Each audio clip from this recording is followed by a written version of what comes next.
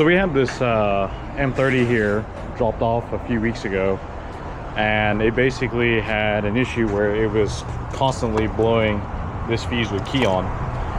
And so I traced through all the wiring, and as you can look here, the wiring gets absolutely worse the longer you look at it. So he's paid someone good money to do this.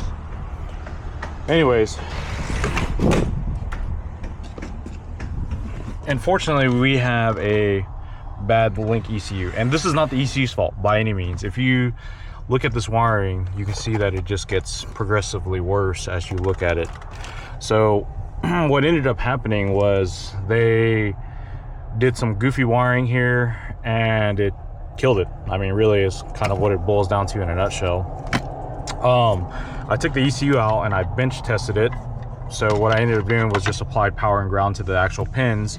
And what would happen is that you would get communications. The LED would come on and it would work, but you couldn't get any communication at all out of the ECU.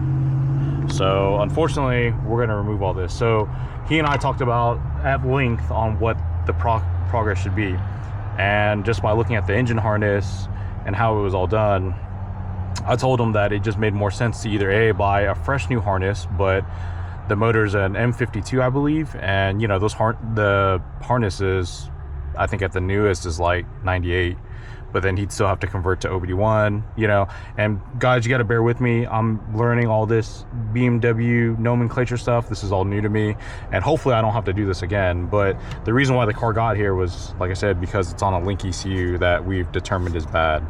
So we're gonna go ahead and start pulling this harness out and trying to undo it all to figure it all out. But like I said, if you look at this harness, you'll see like we've got a lot of just random cut wires. Nothing is documented, by the way, nothing at all. So I had to manually go through this. We've got crazy amounts of vampire taps everywhere, and a lot of the vampire taps are just kind of doing this number here where they were vampire tapped in and just sitting. So and he did tell me what he paid for it, which was a lot of money. So we'll just leave it at that. So we'll go ahead and get started on pulling this out. Okay, so we've got the Link out here, and unfortunately he's got like the 3-bar map sensor and the cam lander here. So you know, this stuff was good money here, but I don't know how you have the CAN port going out into the engine bay, but it is for some reason. And we have all these DT connectors and igniters and just all sorts of stuff. And we've got some random old zip tied wires here. Again, not 0% of this is documented. So we're gonna start cutting this all out. We're gonna try to remove the harness, the engine harness in its entirety, but we may or may not be able to do that. So we're gonna go ahead, I'm gonna have Pops unplug whatever he can unplug right here. The goal is to try to get this car with the, get the harness removed, obviously. I'm gonna be working inside, Pops is gonna be working on the outside, so I don't know if we can get much footage of it, but I can guarantee you it's not gonna be anything special. It's just us removing plugs. But I don't know, you guys are weird and you guys like stuff like that, I guess. Anyways, so I'm gonna work on unplugging everything, and we're just gonna go from there.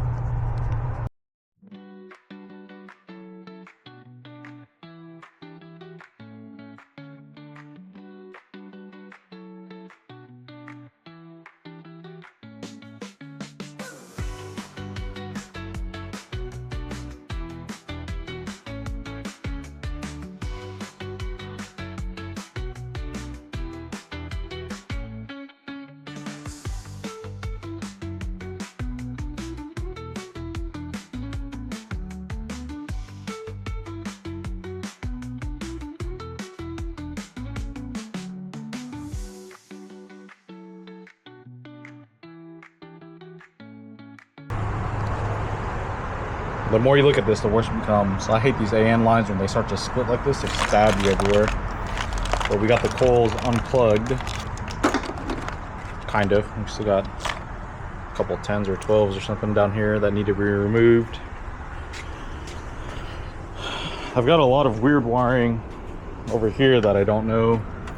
There's wires kind of running across. They're going over here, and I'm not sure what they're plugged to. We got this random fuse here that's attached to the starter, it looks like, but I've got all this down here that needs to get unplugged and removed.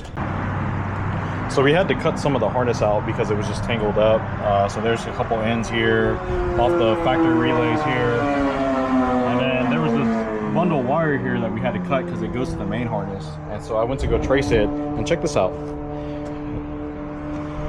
It's got a bundle of wire, but only 2 wires are used, and they go into some factory sensor over here. And then these other 2 wires that were part of that little bundle over there were just sitting in there. So now the factory harness is out. We're gonna set this aside because we may need to use some of it because there's factory gauges, but all that stuff is out. Now, guys, when you're cutting wires, you really want to leave a good bit of slack so you can go back and identify it. So like I cut these right, and I didn't see these being reused anywhere. So I left a good section of it out. And you know, like you have this, and the crazy thing is like this thing jumps color wires nonstop.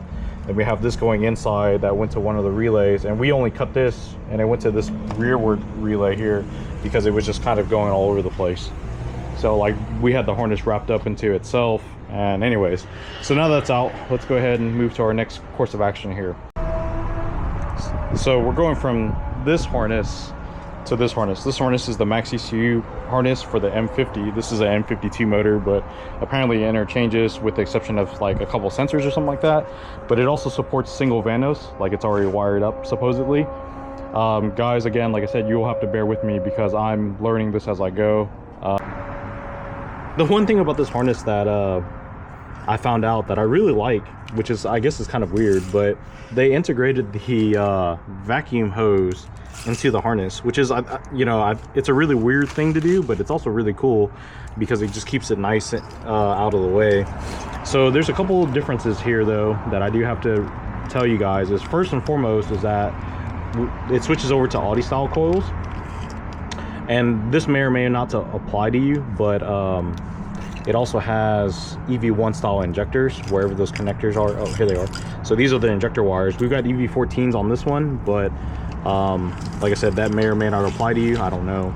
So the one thing that you really have to be firm about here on this setup is that you have the engine ground here, and this is really important. So this is where all the grounds feed to, and you don't want to cause like a backfeed. So make sure you pay close attention to how the ground goes. And if you guys need more help and understanding about ground loops and whatnot, just let me know and I'll talk to you guys about that.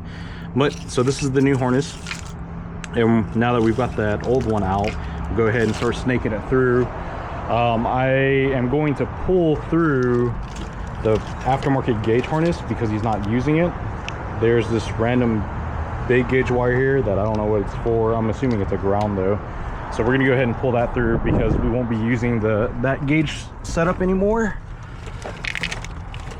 That way we have enough space to feed the new Max ECU harness in. Okay, so there's one thing about this harness I already don't like. It's this grommet. So this grommet is meant to go, meaning that we push the engine harness through the firewall and this goes. And it would have been easier if they just kind of flipped this around. That way you could have just fed 3 connectors in versus feeding a ton of connectors out. Not the end of the world, but it is somewhat annoying. I'm gonna see if we can try to pinch this through and feed it backwards, but it's not super likely, but I'll give it a shot. So we got the harness all in. We've got the main engine ground floating down there, and the coil grounds are all situated. We are missing our EV1 to EV14 adapters, but that's not a big deal. So the biggest thing here is the cam sensor. So the cam sensor and crank sensor are completely different. The connectors are not the same. The placement is though, supposedly. So there's 3 sensors that are not the same. That's going to be the cam sensor, the crank sensor, and the coolant temp sensor. So we've got those all on order now. And everything that we're ordering is actually from like an E36, and so hopefully we should swap that out and be okay. Now the one thing that I do want to mention is that on the E36 the crank sensor is in the front, whereas on the M52 the crank sensor actually sits in the back. And so I don't know if those are going to work out, but if you can look down there, you can see the crank sensor connector right below the starter. I know it's a little difficult to see, but it is down there. So We're gonna remove all that once those sensors get in, and then we'll swap it over, and then we'll get that all situated. And fingers crossed that will be good, and we can get this thing started. Now on the inside with the Max ECU harness,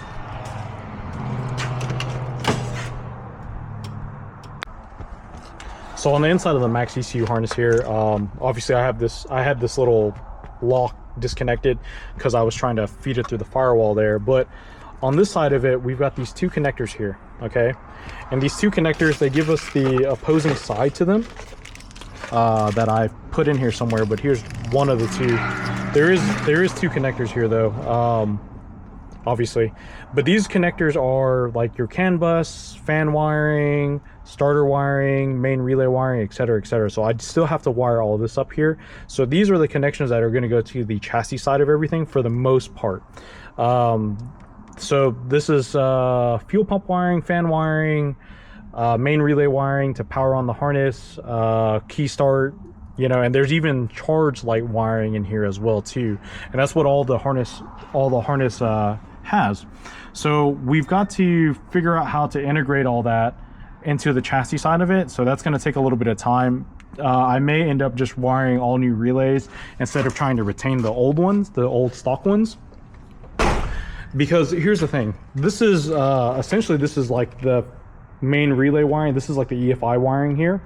And you can see that whoever did the wiring before just kind of went through it and just did all sorts of weird stuff here.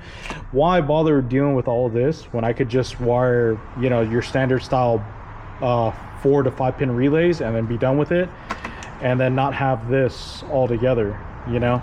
So I'm still on the line about that. I'm not 100% sure where we're going to end up on that, but that's basically where we're at for a stop now. So first things first, like I said earlier, is we're gonna get these sensors all set up and in. Hopefully we don't have any real problems with the crank sensor. That's the only one I'm really concerned about. But other than that, that's it.